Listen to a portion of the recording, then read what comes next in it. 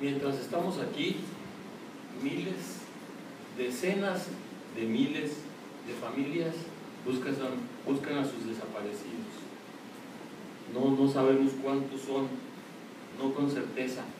Las cifras varían según los funcionarios, según los momentos y las responsabilidades. Por ejemplo, el presidente de la CNDH dijo en un informe en Ginebra que hasta diciembre de 2012 eran 24.809 personas desaparecidas.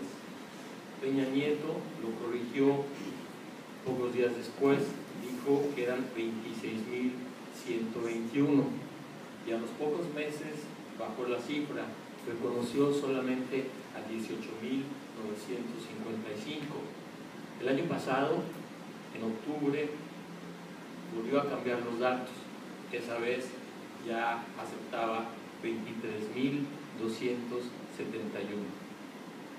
En realidad, ya debíamos de saber cuántos son, pues desde 2012 se promulgó la Ley del Registro Nacional de Datos de Personas Extraviadas o Desaparecidas, pero como todavía no hay reglamento, pues entonces no tenemos ninguna fuente fidedigna.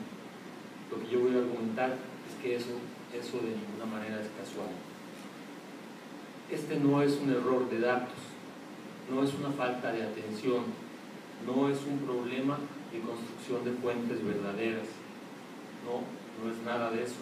En realidad es parte de las estrategias de la desaparición.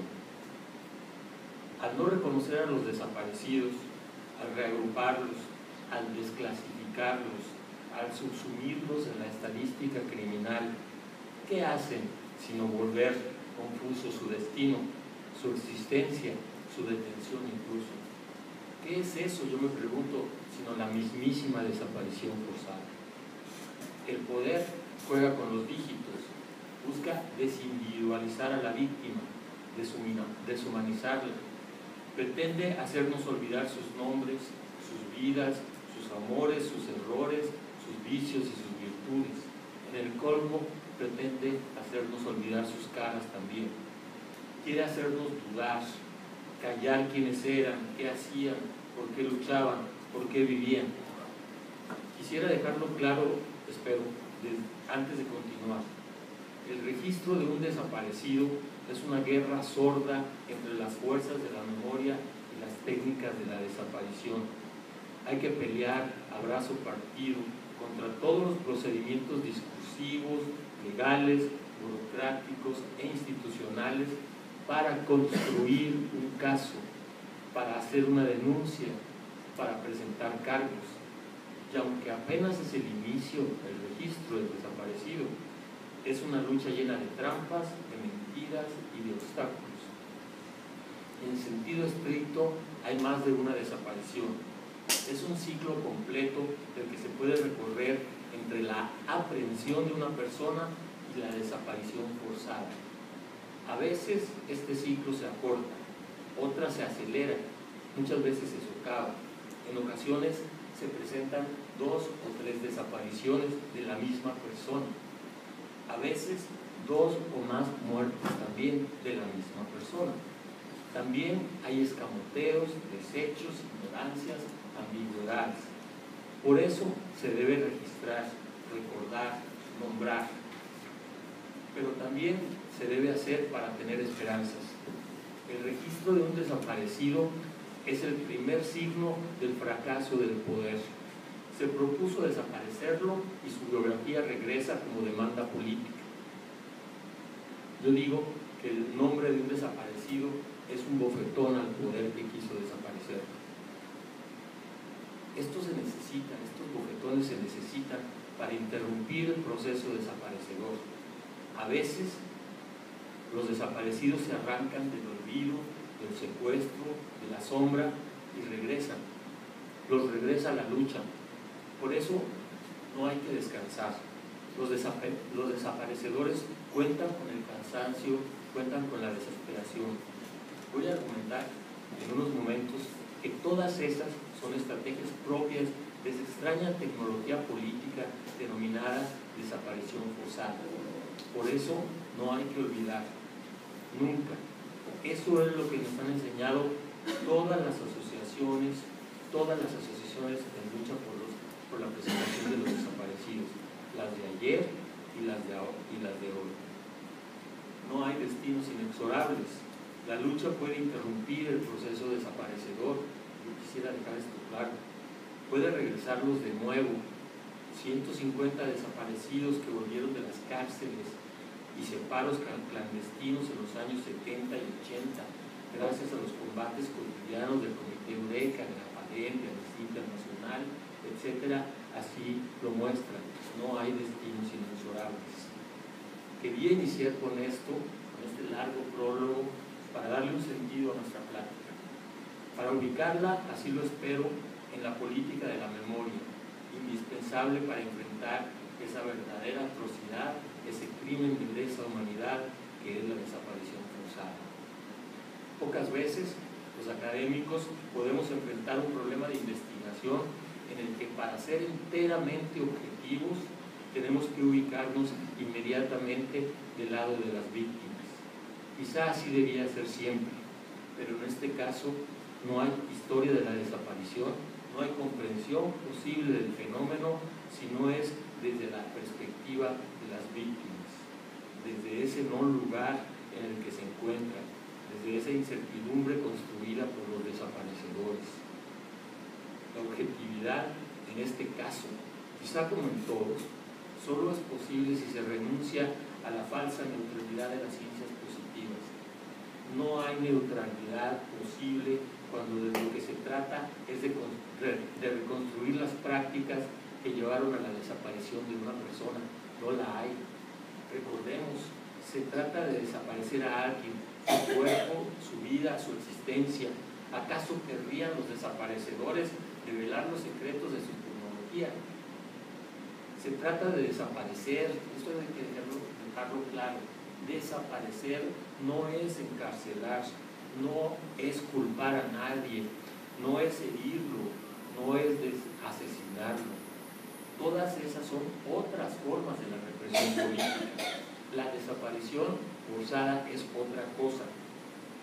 Es no saber dónde está, ni qué fue de la persona, ni qué le hicieron, ni qué hace, ni si vive o muere, o ha muerto. Y voy a tratar 4 preguntas, 4 temas en esta conversación y después platicamos, si les parece. La primera es, ¿en qué consiste la desaparición? ¿Cómo se diferencia la desaparición de otras formas de otras técnicas represivas del Estado? ¿Cuál es la particularidad histórica, política de la desaparición forzada? Y como siempre, al menos en la perspectiva en la que yo me encuentro, desde el lugar en el que estoy, hay que empezar siempre por la víctima.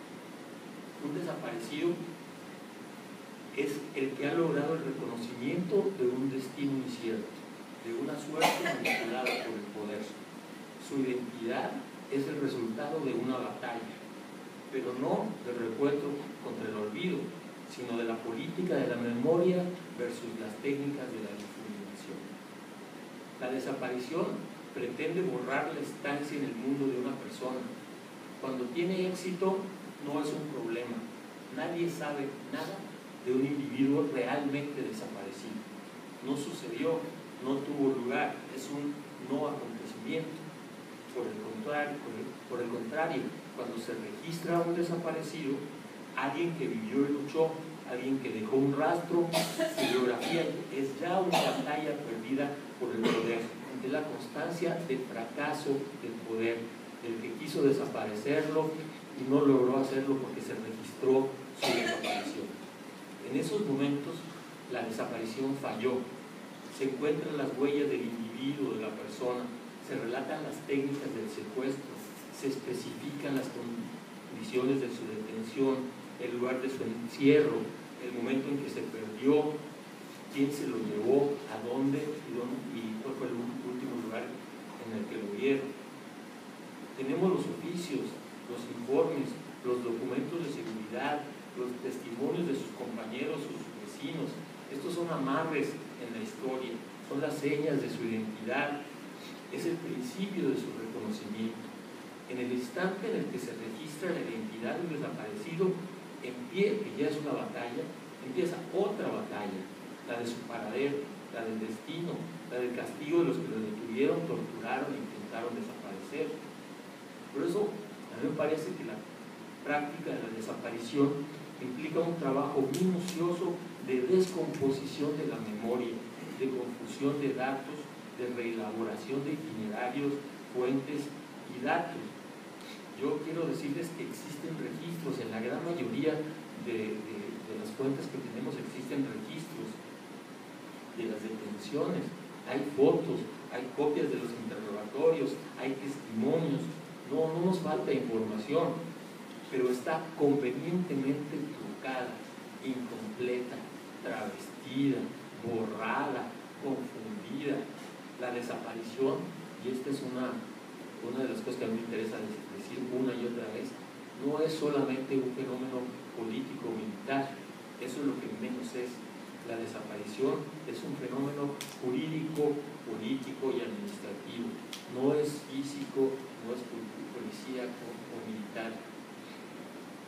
Yo quisiera intentar dejar aquí una definición inicial a partir de todo esto. ¿Qué es la desaparición forzada? Un conjunto de acciones, de técnicas, de procedimientos, de saberes e instituciones que tienen como propósito desaparecer al adversario y borrarlo de los circuitos políticos, económicos y vitales por parte de agentes del Estado o agentes protegidos por ellos que niegan su participación, y esto es central, niegan su participación y esconden, confunden, borran y entorpecen la búsqueda y el destino de la vida. Una vez vista la particularidad, yo quisiera detenerme en el segundo momento, no voy a tener más tiempo en esto, y es cómo funciona la desaparición, cuál es su mecánica, en términos clásicos, cuál es su anatomía política. Veamos el primer caso de un desaparecido en México.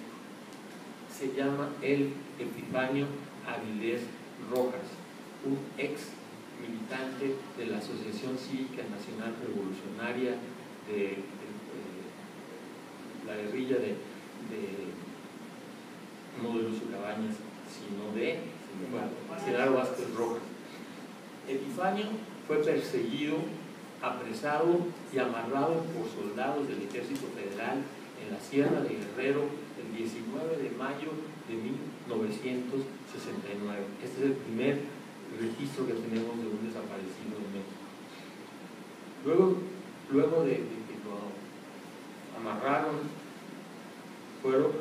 fue entregado a mandos militares en Ciudad Altamirano y trasladado a la Ciudad de México. Hasta ese momento teníamos constancia de que hay registros, hay testimonios de quienes lo vieron en el campo militar número 1. Después de eso, no sabemos nada de Epifanio Avilés Rojas. Se perdió la pista y en ese momento comienza la desaparición. Y esto es importante decirlo para ver la mecánica de la desaparición.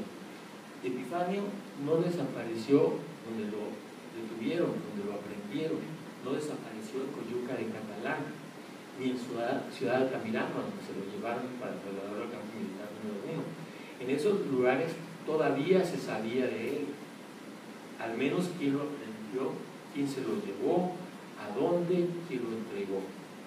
Sus huellas se esfuman en el campo militar número 1. Ese es el lugar de la desaparición. Y aquí hay que preguntarnos, ¿este es el final del proceso o el inicio de otro proceso? Punto final, pues sucede a la aprehensión, a la detención, a los interrogatorios y a la tortura.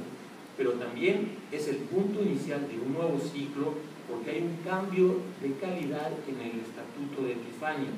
De detenido, de aprendido, pasa a desaparecido.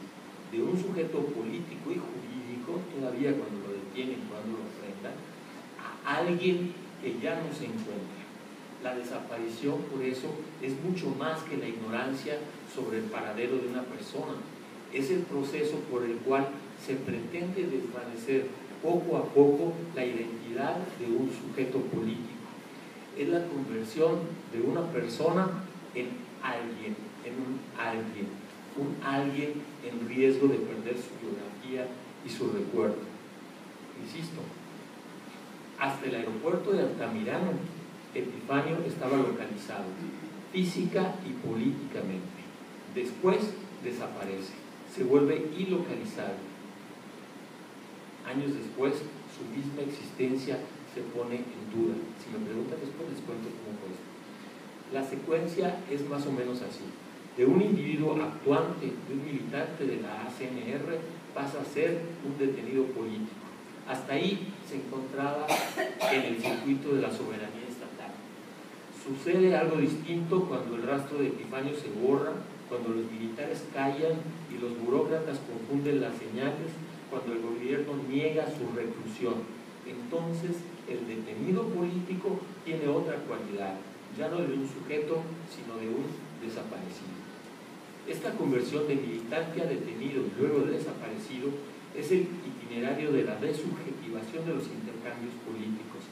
Es el tránsito de un sujeto activo a un sujeto suspendido y luego a la pérdida de su rastro en el mundo. Por fortuna, y como no pasa la plática voy a insistir en este punto, por fortuna no siempre se consiguió. La desaparición radical no siempre fue exitosa.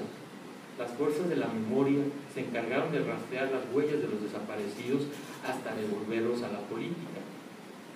Primero como denuncia, cuando se constituyó los grupos y las asociaciones. Luego como personas.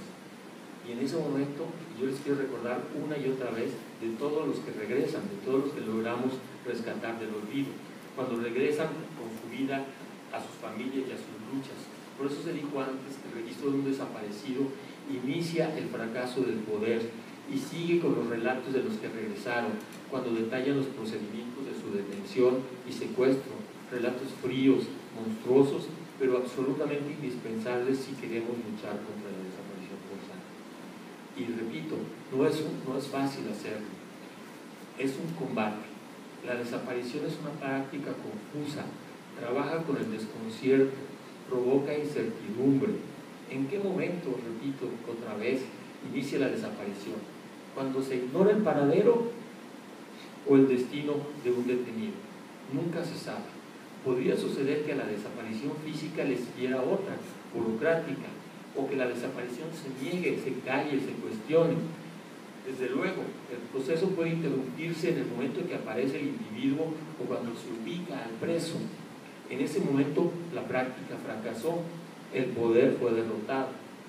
Por eso, la desaparición no puede considerarse como un acto o un acontecimiento, sino como un proceso virtual, como una posibilidad siempre abierta.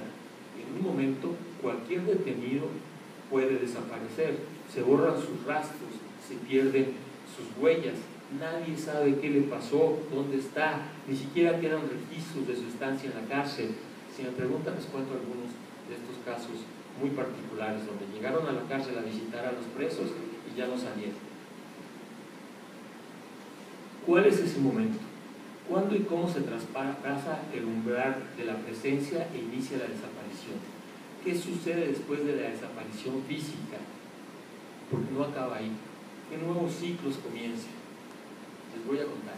En el caso de Epifanio, antes de que desapareciera, fue perseguido, apresado, trasladado y detenido.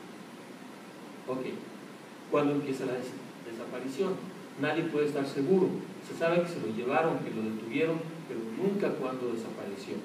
La desaparición es un efecto construido por la denuncia, es un efecto de regreso, es una interrogación sobre el destino de un detenido. No tiene fecha exacta. Se registra el momento de la detención, que no siempre es el momento de la desaparición.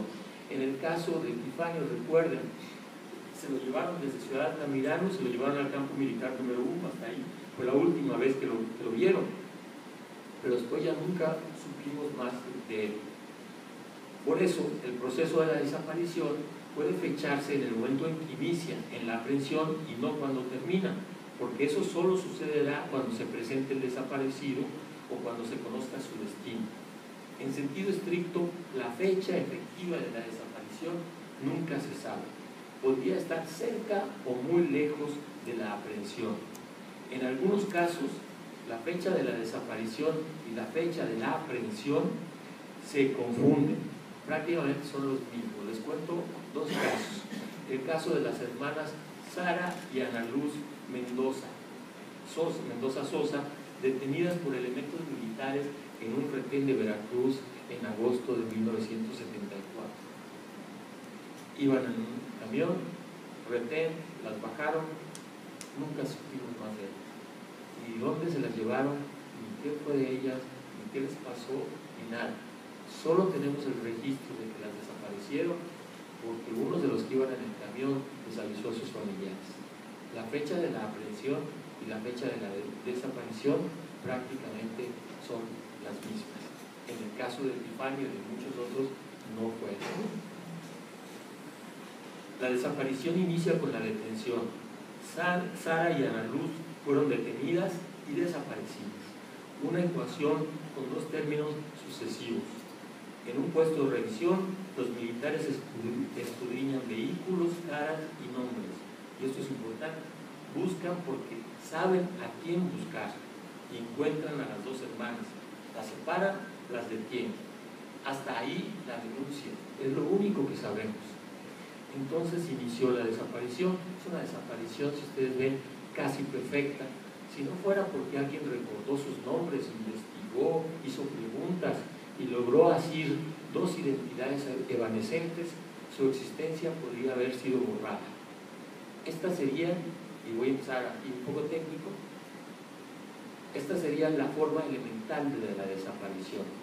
La detención, desaparición, que por cierto es la primera forma, el primer modo como se enunció esta práctica de desaparición forzada, porque se confundió con la forma inicial.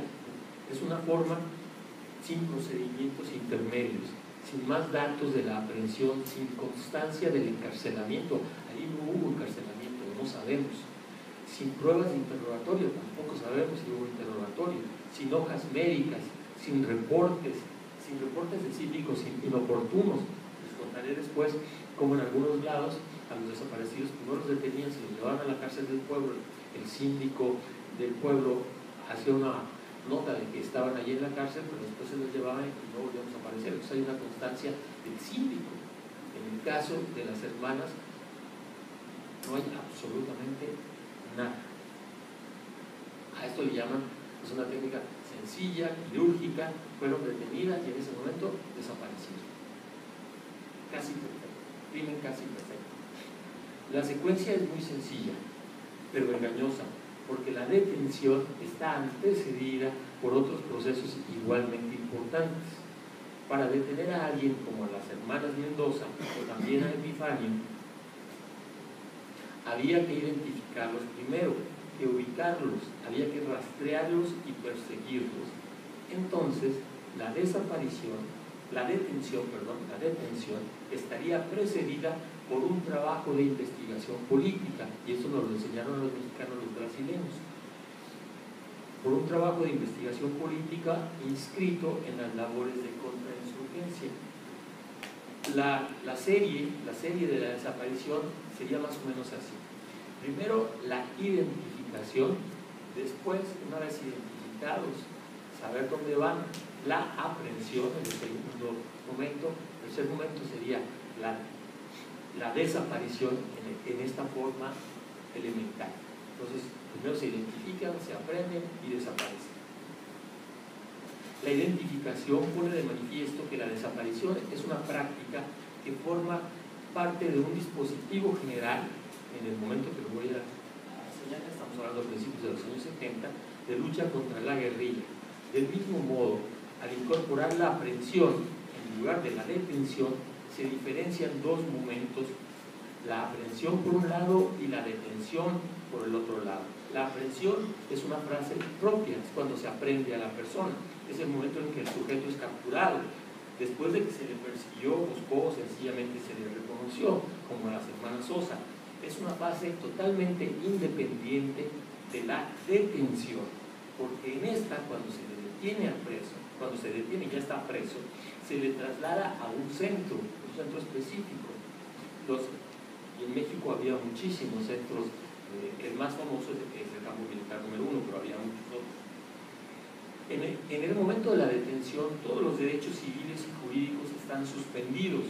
No solo está detenido, sino más aún, está secuestrado, porque por lo general no había ningún mandato judicial que justificara la aprehensión, mucho menos que la hiciera el ejército o que fuera recluido en un campo militar. Por tanto, pueden distinguirse dos secuencias diferentes que corresponden a dos modalidades distintas de la desaparición. La primera es esta que les comentaba, la identificación, aprehensión, desaparición así inmediata. Es la forma elemental. La segunda es la identificación, la aprehensión, la detención y un momento después la desaparición. Esto es muy importante, no es así nomás por tener detalles técnicos, sino es un paso muy importante, pues la diferencia entre la aprehensión y la detención permite seguir el rastro del desaparecido, identificar los lugares en los que estuvo, los agentes que lo secuestraron, que lo aprendieron, y sobre todo, la última vez que se le vio. Todas las formas de la desaparición, a ratito les cuento varias, todas las formas de la desaparición tienen estas secuencias básicas: identificación, aprehensión, detención, desaparición, o cuando se confunden las dos últimas. Pero la descomposición de la detención en la aprehensión y la detención añade un tiempo distinto, suspende el proceso, y esto es importante, lo hace inseguro, virtual. Nunca se sabrá desde la detención cuándo se ha iniciado la desaparición o si se volverá a saber del detenido. Por eso, la detención no podría considerarse nunca como el fin del proceso, sino el inicio de una zona oscura que puede reiniciar otros ciclos o propiciar otras estrategias como el silencio, la negativa y la confusión. Al reconstruir la secuencia de la desaparición, se sabe que inició cuando el individuo fue identificado como objeto de la represión estatal. Se conoce que en la aprehensión se aplicaron técnicas para inmovilizar y separar al sujeto de su cotidianidad. Y les estoy dejando mucho para las preguntas. Si me quieren preguntar después cuáles son las técnicas de la aprehensión, les cuento cómo se aplica, cómo se hace en Guerrero con la famosa aldea vietnamita. Les cuento cómo se hace esto y se van a ver analizados de todo, de la tecnología que esto implica. Esto no es solamente un exceso, esto es todo menos un exceso, esto es todo menos irracional, es una práctica profundamente racional, y esto es lo que quiero venir a decir. Al suspender sus derechos a incomunicarlos, pero no se sabe nunca cuándo empieza la desaparición y cuál será el destino final. Muchos desaparecidos dicen que fueron asesinados, otros dicen sencillamente que los mataron en caliente. Esto es lo que no sabemos. Esto es lo que no sabemos, pero lo que le va a servir mucho a la burocracia de seguridad para generar lo que llamamos los otros ciclos de la desaparición. La forma elemental se encuentra cerca del límite radical de la desaparición. Se apresa a alguien y luego desaparece. Apresar, desaparecer. Insisto, esto es el crimen casi perfecto. Este proceso se desarrolla en 3 fases y las voy a descomponer otra vez porque me va a servir para indicarles cómo se desarrolló la tecnología de la desaparición y cómo empezamos en los 70 con alrededor de 600 y terminamos en 2015 con más de 24.000 o 30.000. El proceso tiene 3 fases: la construcción del objeto reprimible, el momento de la aprehensión y el inicio de la desaparición. E intervienen a su vez 3 agencias. El primero es el cuerpo de inteligencia, que tiene como trabajo la identificación de las zonas y los individuos peligrosos. Después, los cuerpos operativos de la aprehensión, los que desarrollan la búsqueda y captura de los subversivos. Por último, los individuos que han sido considerados peligrosos, que atentan contra la seguridad nacional y la paz social. Y a partir de estos 3 criterios que les cuento, entonces podemos entender la tercera pregunta de la el tercer tema que les quiero hablar, de cómo la tecnología de la desaparición empieza de esa forma tan sencilla y conforme pasa el tiempo se complejiza, y al complejizarlo se le añaden determinaciones, agencias, saberes, tecnologías, en fin.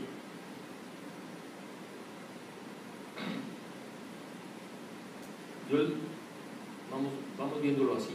¿Cómo ha sido posible que una práctica que inició a finales de los años 60, que se consolidó a mediados de los 70 y parecía estar retirada en los 80, retorna con fuerza en la década pasada y hoy es un problema político fundamental para el país, para su futuro y su gobierno, al grado que en los círculos internacionales se diga que México es una herida en el mundo? Les cuento la historia no lineal de una tecnología. En los archivos del Comité Eureka, Epifanio fue el primero. Su desaparición fue un caso aislado. Fue la primera y la única, al menos en los registros, desde mayo de 1969, el 19 de mayo, que fue cuando se le aprendió, hasta abril de 1971. No tenemos ningún registro de otro desaparecido. Luego se volvió más frecuente. A finales del 71 ya eran 6, incluido un niño de 14 años del que no sabemos mucho, Josué Ramírez Amaicón. En 1972 ya hay 16 desaparecidos. En 1974 ya pasan de 200 personas. A principios de los años 80 los registros acumulados eran más de 578 en el Comité Eureka. La FADEM dice que son 789. Después la FEMOS dice que son 825 y que el primer desaparecido se llama Rodrigo García de 1968, pero no hay ningún dato, entonces no podemos decirlo. Y Soberanes dijo en un momento que eran 1500. Estos son los desaparecidos que se les llama desaparecidos de la guerra sucia, es decir, del 69 al 82 más o menos, así va el asunto. Pero más allá de las diferencias entre los casos registrados y los denunciados, las cifras solo indican la regularidad de una forma que empezó de manera incidental, luego ocasional, más tarde frecuente y en algún momento se volvió sistemática en el conjunto de las técnicas represivas del gobierno mexicano. Y esta es la pregunta que quiero hacer en este momento y que quiero compartirla con ustedes. ¿Cuál es el desarrollo de la tecnología de la desaparición? ¿Cómo pasa, no en términos numéricos, sino en términos de su mecánica y de las agencias de seguridad que intervienen? Primero, la forma elemental, de la que ya estuvimos hablando, es la del secuestro, la desaparición. Esta no es necesariamente la primera, pero la quiero rescatar porque es la base de toda la tecnología desaparecedora. Después de identificar un sujeto peligroso, se le aprende. Puede ser en un retén, en un operativo como a Rosendo Radilla, que era un cantautor de Guerrero, donde les pasó lo mismo que a las hermanas Mendoza Sosa. Rosendo Radilla era un cantautor de corridos. Lo identificaron en 1974 en Guerrero, iba en un camión, lo bajaron, se lo llevaron los militares y nunca se supo más de él. La importancia de Rosendo Radilla es que hace 4 años, si mal no recuerdo, fue la primera vez que el gobierno mexicano fue acusado y sentenciado por desaparición forzada. Se le obligó al gobierno mexicano no solamente a la reparación, sino a la solicitud de disculpas. Pueden verlo ahí en YouTube. Esta es una fórmula que tiene que ver con el secuestro y la desaparición. Es la forma radical de la difuminación del sujeto político. Es una forma sencilla, eficaz, casi perfecta. Es un procedimiento eficiente, alcanza 2 objetivos: la desaparición física y luego la imposibilidad material de seguirle el rastro del desaparecido. Sencillamente se esfumó. Hay una forma de la desaparición que yo le llamé la forma ampliada, que tiene 3 características: la aprehensión, detención, desaparición. La forma elemental despliega solamente los extremos de la práctica: aprehensión, desaparición. Es una fórmula inmanente, puede aparecer al inicio de la práctica o en cualquier momento. La consolidación de la práctica, se da cuando se hace más frecuente en la zona que apareció primero. sobre todo cuando se da una operación general de arrasamiento o aniquilación, como fue la montaña de Guerrero en 1974.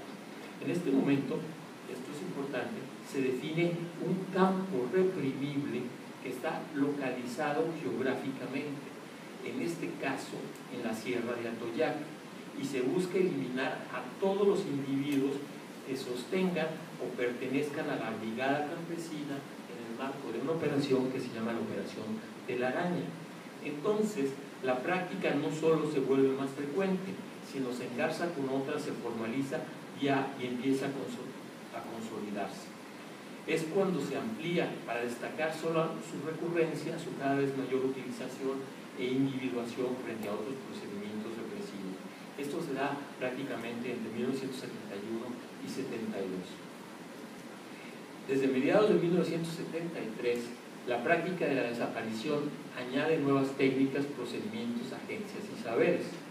Sin duda, su ampliación ha permitido que se individualice, pero sigue siendo una práctica marginal en un programa complejo. Además, una técnica utilizada solo en la lucha contra la guerrilla rural. Cuando el campo reprimible se modifica, por eso es importante antes descomponerlo, cuando el campo reprimible se modifica, entonces la práctica se generaliza en dos sentidos.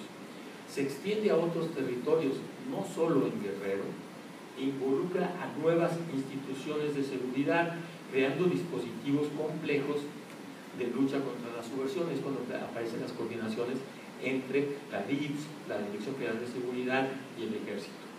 Con la burocratización de la seguridad interior, las agencias producen un caos organizado de documentos, informes, archivos, registros sobre los detenidos posteriormente desaparecidos, que dan lugar a un nuevo ciclo de desapariciones o de estrategias esfumantes que no se habían visto con anterioridad.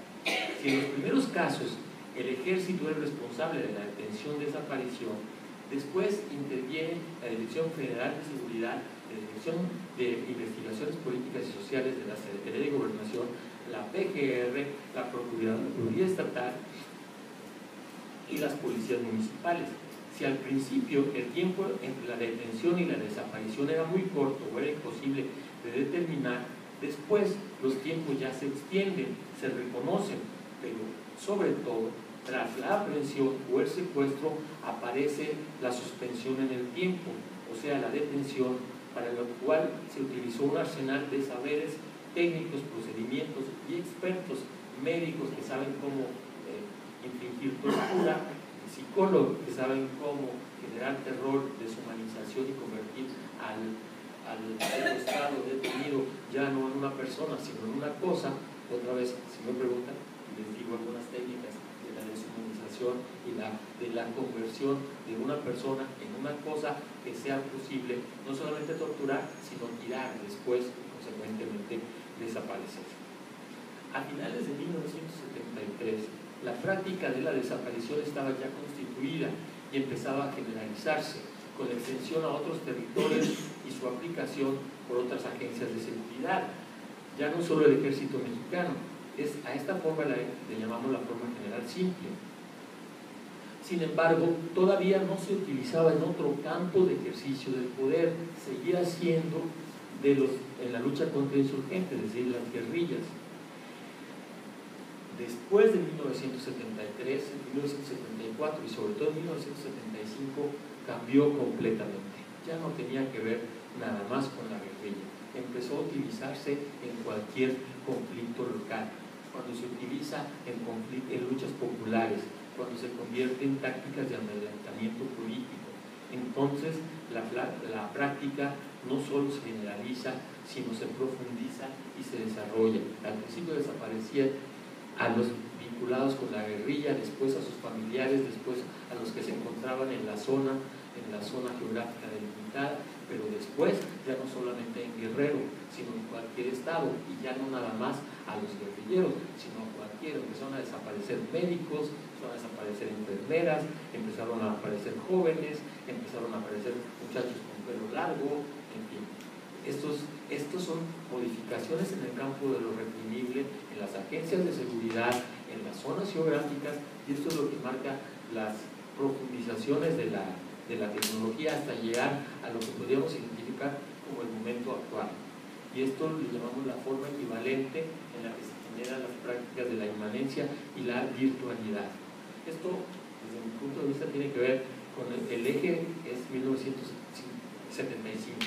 En este momento se genera una mutación fundamental en el campo de lo reprimible. La práctica se modifica. Es una forma que se aplica cada vez menos en un territorio delimitado y se aplica más sobre individuos ligados por relaciones políticas, culturales o subjetivas en espacios heterogéneos. La forma equivalente ya no se da en un territorio, esto es lo que decirlo una y otra vez, no es en Guerrero, ni en un campo del ejercicio del poder, no es en la lucha contra la guerrilla, tampoco es en una guerra como era lo que llamaban las guerras irregulares, se da en la subjetividad, en las relaciones, en las formas de vida y en la cultura. Se vuelve una forma inmanente, virtual, que puede o no regresar a la simplicidad en la forma elemental, porque de lo que se trata es de ubicar individuos subjetivamente peligrosos. En cualquier momento, cualquiera puede desaparecer después de una confrontación. Y no tiene que ser guerrillero o familiar de guerrillero o vecino de guerrillero o simpatizante. Basta que sea ya no un enemigo, sino un adversario, como lo mostraron fehacientemente los agentes judiciales que también desaparecieron, a los soldados que también desaparecieron, a los estudiantes, que cerca del 40% de los estudiantes son desaparecidos, a los niños, les cuento el caso de los niños desaparecidos, o incluso de los no nacidos que también desaparecieron, como el hijo de Cristina Herrera. La forma virtual de la desaparición es una derivación de la forma equivalente, porque ya no trata de la represión a los enemigos políticos, sino de la difuminación de los adversarios en cualquier campo de enfrentamiento, por cualquier institución o grupo que aprende a alguien que secuestre o tome rehenes. Se vuelve una tecnología neutra, de aplicación general en cualquier enfrentamiento. Esto es lo que podría denominarse la polivalencia táctica de la desaparición, cuando todos y todas pueden desaparecer en cualquier momento y por cualquiera, sea por agencias estatales de seguridad, por guardias blancos, por el crimen organizado o por bandas anómicas, como las prácticas de la desaparición de la Mara Salvatrucha. Hay una suerte de trivialización de la existencia, de inmanencia de la desaparición. En algún juego estratégico, en un momento dado, cualquiera puede desaparecer. Basta una sencilla detención para que nunca más se sepa de mí, de ti, de ustedes, de quien sea.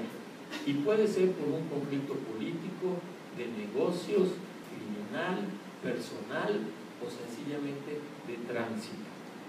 Basta una disputa para que la desaparición sea un destino posible para quien sea.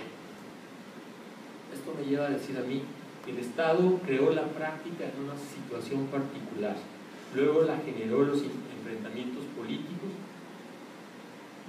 y a través de ligas con sectores y personajes de las Fuerzas Armadas, el narco la retomó, el crimen organizado la generalizó y según se observa en los 15 años del siglo XXI ya se encuentra disponible para cualquiera. Me quiero detener un momento en esta última parte.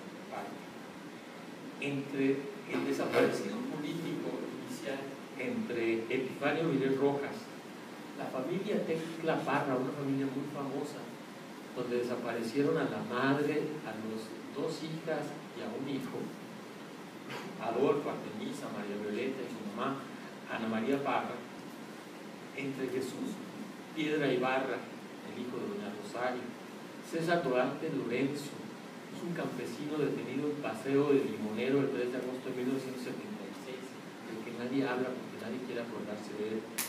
Eugenio Reséndez Hernández, detenido el 4 de agosto de 1976, junto con 4 de sus hermanos, en el Cubero, en Guerrero también. Entre ellos y los niños Pastor y Justino Romero Flores, de 13 y 14 años, aprendidos en Cuernavaca el 9 de septiembre de 1976 por la Brigada Blanca al mando del general Arturo Acosta Chaparro. ¿Y saben por qué los desaparecieron? Para castigar a su padre. Entre ellos y los levantados de Tijuana, las mujeres de Juárez, los travestis de Tuxtla Gutiérrez, los secuestrados de Morelos, los 38 petroleros de Cadereyta, la detención y desaparición de Melchor Flores, el vaquero galáctico por policías de Monterrey, entre unos y otros, no hay liga de continuidad alguna.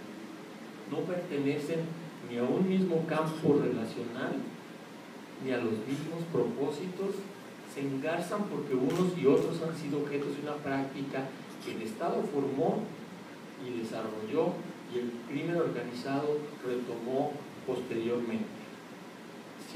Si algunos generales sometidos y condenados por la mismísima justicia militar fueron los personajes que enlazaron la guerra sucia con el crimen organizado, esto no lo digo yo, lo dice la justicia militar, que tuvo a Acosta Chaparro a la cárcel, que fue también a Nazar Aro, y le seguimos.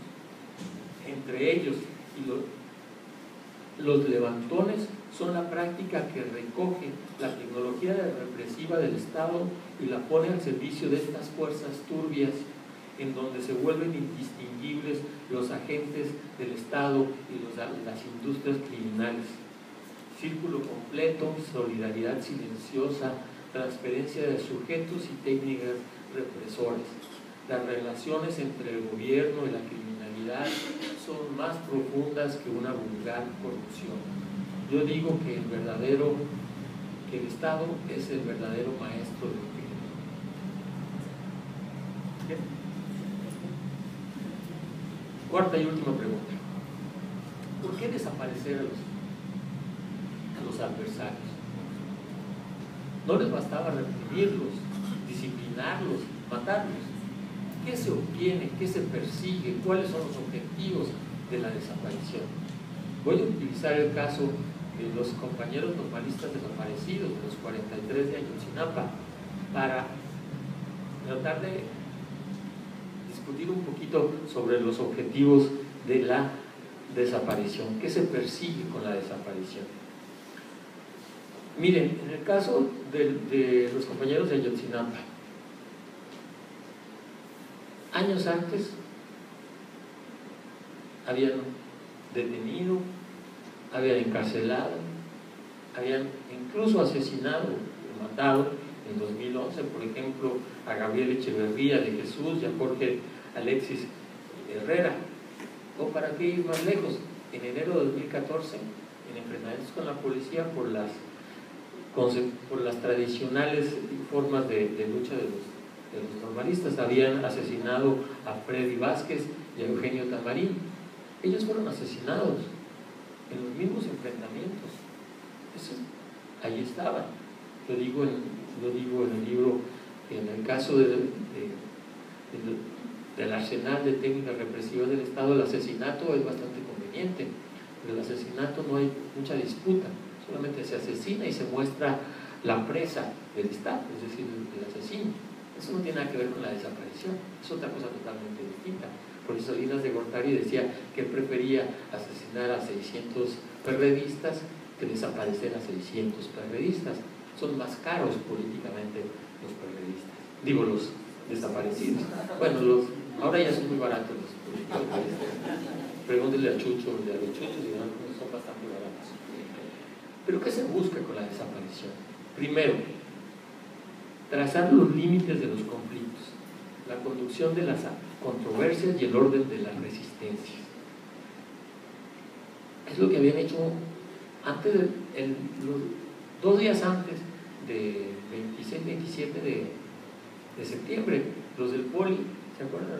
Los estudiantes del Politécnico habían hecho una movilización bien importante. Tanto fue así que los recibió el secretario de Gobernación A ellos los recibe el secretario de Gobernación en mangas de camisa, sale, platica con ellos, toman la foto, un selfie por ahí. Al día siguiente a los normalistas no. A los normalistas los rafaguean primero 4 ataques y después los desaparecen. ¿Por qué? Yo digo, ¿qué es eso sino una demarcación de las protestas que son aceptables y de las protestas que no son aceptables? Entonces el primer objetivo es ese. Yo le llamo una determinación de los márgenes permitidos de las resistencias. ¿Cuáles resistencias, qué tipo de resistencias y qué formas y estrategias de lucha van a ser los aceptados? El segundo, al desaparecer a los normalistas, no se busca desconocer su lucha, las condiciones de su existencia, las razones de sus batallas. No se trata entonces de maniobrar los conflictos, jugar con el reconocimiento, tamizar las demandas y franquear convenientemente las aceptables. Es algo así como un sedazo de las resistencias. Tercero, en este caso se aplicó a un grupo, pero busca efectos mayores, busca efectos colectivos. No puede ser una tecnología global, sino particular, localizada, pero que afecta a los normalistas, en este caso, como antes afectó a los guerrilleros, pero persigue efectos sobre toda la colectividad al regular la imitación de los que resisten, de los que luchan. Esto es una suerte de advertencia mimética del Estado. Cuarto, busca formular el miedo, gobernar los instintos básicos de los individuos, trabajar sus angustias. Es una suerte de ordenamiento del terror. Y si usted me lo permite, no sé si tenga tiempo, quisiera dedicarme un poquito más al asunto de los 43, a la desaparición de los 43. Los 43 normalistas desaparecidos en Iguala son el punto límite de la desaparición forzada como práctica represiva del Estado. Punto límite. Quizá no porque sean los últimos, por desgracia, sino porque la regresaron a la política. Lo que en los años 70 hicieron las doñas del Comité Eureka y de APADEM, cuando la convirtieron en un problema político, en un objeto político de intervención. Ahora lo están haciendo los padres de familia de los normalistas.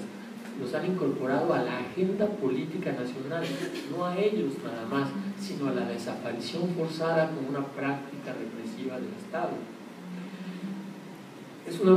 Yo digo que este es un límite, porque después de esto ya no hay una especie de salvaguarda del Estado respecto a las bandas criminales. Lo de Ayotzinapa nos mostró cómo en el momento que los policías los detuvieron y lo entregaron a quién sabe quién, pero que se asume que fueron, se ha dicho una y otra vez, que fueron los sicarios de los Guerreros Unidos, en ese momento ya no es una práctica del Estado, ni es una práctica de los grupos criminales, es una práctica en donde se confunden las agencias gubernamentales con las industrias criminales, o con los agentes de las industrias criminales, ¿sí? O con los inversionistas criminales, si lo quieren ver ustedes así. Pero entonces ya no hay una separación entre los levantones por razones mercantiles o por razones de enfrentamiento entre los grupos de crimen organizado y el Estado, sino es agentes gubernamentales y grupos criminales que se ponen por primera vez al descubierto en una práctica. No habíamos visto una cosa así. Por eso yo pienso que es el límite de la desaparición. Y además, yo digo que gracias a esto fue posible que en las movilizaciones que se hicieron, sobre todo el año pasado, y en particular el 22 de octubre, apareció en el Zócalo de la Ciudad de México una leyenda que estaba escrita con veladoras y decía: fue el Estado. ¿Qué es esto de fue el Estado? Fue el Estado es la primera vez en donde ya no se distingue agentes de gobierno y agentes criminales, pero tampoco se distingue los partidos políticos de izquierda, los partidos políticos de centro y los partidos de derecha. Por primera vez no solamente eran los agentes gubernamentales dedicados a la represión, los criminales, sino todos los partidos políticos, y además no solamente los partidos políticos, sino también los poderes del Estado, es decir, el Ejecutivo, el Legislativo y el Judicial. Y para verlo se hicieron los recuentos de todas las instancias que habían recorrido los padres de familia, todas las mentiras, todas las tergiversaciones, todas las largas que les dieron a los padres de familia, no por uno, no en el municipio ni en el Estado, sino en el país, en la gobernación y en la Suprema Corte, en fin. Por primera vez, lo digo así, la multitud escribió, fue el Estado, para identificar a una forma de Estado también, a una forma de Estado en donde ya no distinguimos entre el crimen organizado y las agencias estatales y los partidos políticos. Yo también digo que en este momento la izquierda, incluso la izquierda parlamentaria, la izquierda oficial, dejó de tener sentido cuando fue el mismo PRD el que cobijó, no solamente el que propuso, sino el que cobijó al presidente municipal de Iguala y al gobernador. En ese momento la multitud entendió que se trataba de un límite del régimen político, de un límite de la forma del Estado mexicano, y también de un límite de esto que tan genialmente inventó Carlos Salinas de Gortari, que le llamaron el régimen de la alternancia. Cuando empezó la alternancia en el país, en todos los niveles de gobierno, en este momento los 43 y la desaparición de los 43 lo que hicieron es que la multitud encontrara que fue el Estado, y en un segundo momento, el 7 de noviembre, cuando Murillo Karam da la versión, la narrativa oficial, la que sigue todavía, con la enviada de Televisa todavía mantiene la misma narrativa oficial. Acuérdense, la narrativa oficial: los entregaron a los sicarios los asesinaron, los tiraron en el basurero, les prendieron fuego, los metieron en bolsas al río San Juan, y entonces desaparecieron. Y lo que estaba diciendo Murillo Karam es, yo digo, estaba culminando la desaparición. ¿Por qué? Está diciendo, ya los mataron, pero no los podemos encontrar. Están muertos, pero es imposible saber dónde están. Yo digo, ¿qué es eso sino la desaparición? La desaparición, por lo tanto, es un fenómeno estrictamente político. Son, a final de cuentas, y en el último momento, como lo hizo, por cierto, más que aquí la historia también sirve, como lo hizo en 1979 un malhadado procurador general de la República llamado Óscar Flores Sánchez, el gobernador de Chihuahua, cuando doña Rosario y el Comité Eureka hicieron la denuncia de los desaparecidos y encontraron que eran en ese tiempo 400 y tantos. Él dio un primer reporte, así como Murillo Karam, igualito, un primer reporte en el que decía qué les había pasado a los 400 y tantos desaparecidos. Y es donde les contaba yo hace rato, todo el libro tiene que ver con eso, de cómo las agencias de seguridad, había algunos desaparecidos que decían que se habían muerto 2, 3 o 4 veces, donde decían otros que los habían asesinado sus compañeros solamente para encontrarlos años después, ¿sí? en una ficha signalética de la misma Secretaría de Gobernación. Es exactamente lo que hicieron. La política, al final de cuentas, son los que realizan la desaparición en su último momento. Y lo novedoso, lo brillante, si ustedes quieren decirlo así, yo lo digo así porque me emociona, lo brillante de la lucha por los 43 no es solamente lo de los 43, es mostrar el límite del régimen político y mostrarnos también cómo la desaparición no es una técnica nada más, es una tecnología disponible para cualquiera, sea de derecha o sea de izquierda, sea del Estado o sea de los narcos. Esto es lo que generó el Estado. Yo creo que después de que el 7 de noviembre diera su versión oficial Murillo Karam, la multitud a través de las redes sociales y en las marchas le empezó a contestar con una frase que me sigue pareciendo absolutamente genial: ya me cansé. Y ahí hay una conversión de la protesta. Ya no es todos somos Ayotzinapa, ya no es estamos con los de Ayotzinapa, es yo en singular, en primera persona del singular, estoy cansado. Estoy cansado, y cuando se hace la lista de qué están cansados, de este gobierno, de la desigualdad, de la entrega del país, en fin.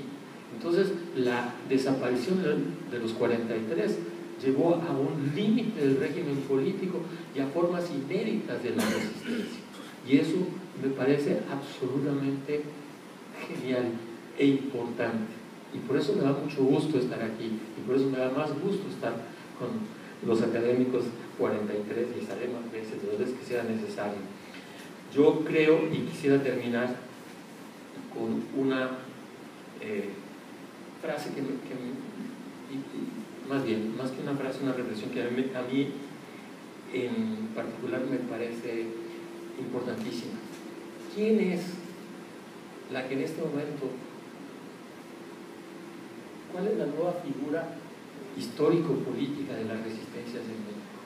Ya no es AMLO, ya no es un partido político, ya no es la vanguardia organizada que va a representar al pueblo y va a dirigir la revolución. Eso ya no es. Si nos ha enseñado algo la lucha por los 43, es que hay un nuevo sujeto histórico en México, que siguiendo a algunos teóricos por ahí, se llama la multitud. Yo creo que la multitud es la gran novedad de la política mexicana desde 2012 con el Yo Soy 132. Comentaba hace rato con los compañeros cómo no es extraño la figura, el enunciado en primera persona del singular: yo soy 132, no todos somos 132, y ya me cansé, yo ya me cansé. Es desde la primera persona del singular donde se establecen relaciones con otras y establecen campos comunes, respetando las diferencias y subsumirle en esa vieja ideología del pueblo representado por alguien. Eso ya pasó. La multitud no es un sustantivo, tampoco es un número, es un personaje político. Yo digo más, es un nuevo sujeto histórico de la protesta, que desde la singularidad, desde las diferencias, desde la diversidad, puede encontrar puntos de contacto con nosotros para armar una protesta política. Y sí, aunque resulte extraño para analistas y viejos ideólogos, es un movimiento político articulado y potenciado por los sentimientos. Suene como suene, me vale madre lo que me digan. Es un movimiento armado desde el amor y desde la solidaridad. Desde el amor, los padres de familia encontraron a otros como ellos y han construido, junto con todos los de las otras asociaciones por la lucha de la presentación de desaparecidos en todo el país, una protesta inédita. Desde la solidaridad encontramos individuos de todas las clases sociales, de todos los grupos sociales y culturales que se han articulado en esta protesta. Esto es algo que ya lo conocíamos, es algo que hicieron las doñas del Comité Eureka en los años 70, pero hipermultiplicado, como lo hizo Rosario Ibarra, madre de Jesús Piedra, como lo hizo doña Celia Piedra, esposa de Jacobo Nájera, doña Lichita Vargas, madre de Eduardo Hernández, doña Elisa Gutiérrez, madre de 4 hermanos, los hermanos Cortés Gutiérrez, que fueron desaparecidos en Oaxaca, doña Luz Pineda Enestrosa, hermana del maestro de Víctor Pineda de Oaxaca, doña Sara Hernández y Pavel Ramírez, esposa e hijo de Rafael Duarte. Disculpe que me gusta decir tantos nombres, pero todo lo que estamos hablando son historias, y lo primero que tenemos que hacer nosotros es recordar que son personas. Los primeros que tenemos que negarnos a la desaparición somos nosotros. Todos ellos hicieron un viaje personal que inició por sus hijos, padres, hermanos, y se encontraron a otros, desde el amor a la política, un viaje indispensable. La única vía de acceso que vale la pena, creo yo, es en ese viaje que hoy nos convoca a la memoria y a la acción solidaria, y junto a los familiares de los desaparecidos de ayer y de hoy, en Guerrero, en Monterrey, en Coahuila, en Chihuahua y en todo el país, debemos de decir: vivos se los llevaron, vivos los queremos.